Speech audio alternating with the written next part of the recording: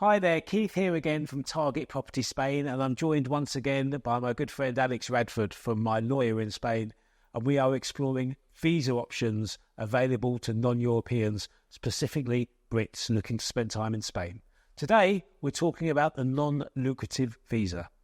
Welcome, Alex. Hi there, Keith. Thanks for inviting me along. Always a pleasure, always a pleasure. So what can you tell us about the non-lucrative visa?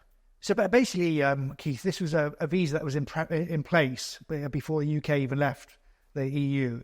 So we were active with Canadians and Americans and Indians and New Zealanders, etc., coming to Spain to live here. And the non-lucrative visa means that you can apply for a visa to reside in Spain, but you're not allowed to work here. Okay. And you're allowed to work back home, or is that a global ban on work? No. So in effect, each person has to apply for the visa from their home Spanish consulate. Yep.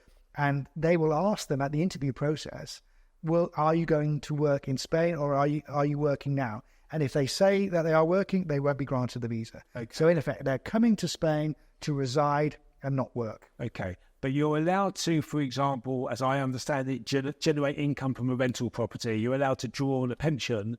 You just can't work. Exactly. So part of the process is the documents you need an address in your home country. Eventually, you'll need an address in Spain. You need a clean criminal record certificate. You need private medical insurance if you haven't retired. If you have retired, then you can apply for what's known as you can apply to Social Security in the UK for a form, and that will give you access to Spanish healthcare system if you've retired. Okay. And then you've got to prove your income. So the Spanish consul will look at how much money you've got in your bank account, because there's a certain requirement. So as of today, a married couple would need 36,000 euros in their bank account.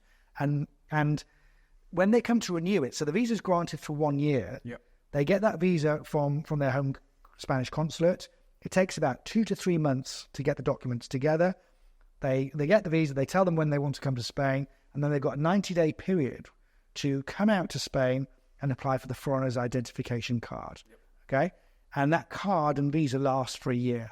And the renewals take place in Spain, so you don't have to go back to your home country. So once you're here, they happen in the foreigners department. And when we renew, what they ask for is they want to see twice the amount of the monies that you had before when you applied. But it can be, like you said, it can be a combination of income from pensions, from rental properties in your home country, or even savings. So you provide that financial income. And what the Spanish authorities want to see is they want to see that you can support yourself. You're self-sufficient. Okay, and of course everything else I mentioned. So if you're married, then you'll need to bring out a duplicate marriage certificate. If you've got children, they want to see birth certificates, etc. But yeah, I mean it's some people are worried that we talk to them about the visa, and so long as they haven't got a nasty criminal record certificate, and they can get health insurance, they'll get the visa. No problem, yeah. And of course, no requirement to buy a property. No. Unlike the golden visa, which we had, where there was a requirement to spend 500,000 euros on a property. With this, no requirement to buy a property. Exactly. I'd say of all the visas that we've got at the moment, that is available to non-Europeans to come to Spain and live here, the non-lucrative is probably the busiest one. That's the one where actually people do want to come here, they want to reside, and they don't want to work. But, Keith, if they wanted to work, after the first year, they can change the non-lucrative visa over to a work visa, and they would need an offer of employment for that. So there is that opportunity to work after year one, yeah.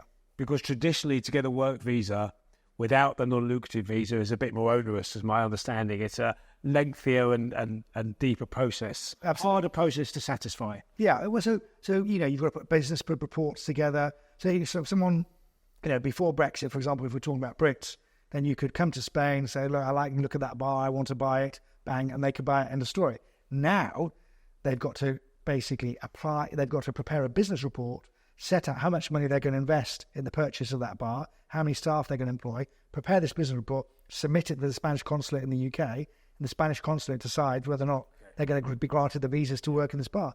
And, that takes time. And, is that bar owner going to hang around waiting for you to get your visas? Yep. Probably not. Yeah. So if you have the non-lucrative visa, it's like a foot in the door to be able to a path of least resistance, shall we say, through to a work visa. Yeah. So that's great. There's no requirements to buy a property. Are there any other requirements? So you've got to spend, in order to renew the visa, you've got to spend 180 days in Spain. Okay, so you have to be there for 180 days consecutively. Throughout a year. Throughout a year. Okay, but obviously if you spend more than 183 days a year in Spain, you're defined as a tax resident. So it's quite a small window. Yeah, you can see where they're coming though. They the Spanish authorities want you to become a Spanish tax resident. And remember, it's days. So if you flew on a Thursday and left on a Friday, that's considered 2 days. Okay. Right. Okay, so if you don't want to be a tax resident in Spain and you want the non-lucrative visa, you've got to make sure you're spending at least 180 days and no more than 183 days in the country. Correct. And that goes on, Keith, until you get to year 5. And at year 5, so long as you haven't been out of the country for a consecutive 10 months, 10 months over the 5-year period, you'll get a long-term residency. So, and then after the 5 years, you don't have to keep on submitting all these documents. Yeah. So as you know, we're active with clients from all over the world getting the non-lucrative visas. And as I said, so long as you've got the money in the bank, no nasty criminal record certificate or background, and clean bill of health, you'll get the visa, no problem. Marvellous. Brilliant. Well, thank you very much, Alex. My pleasure. That's not the only visa option open to non-EUs. We do have other visa options that you can explore. Check out our YouTube channels for our other videos. Catch you next time.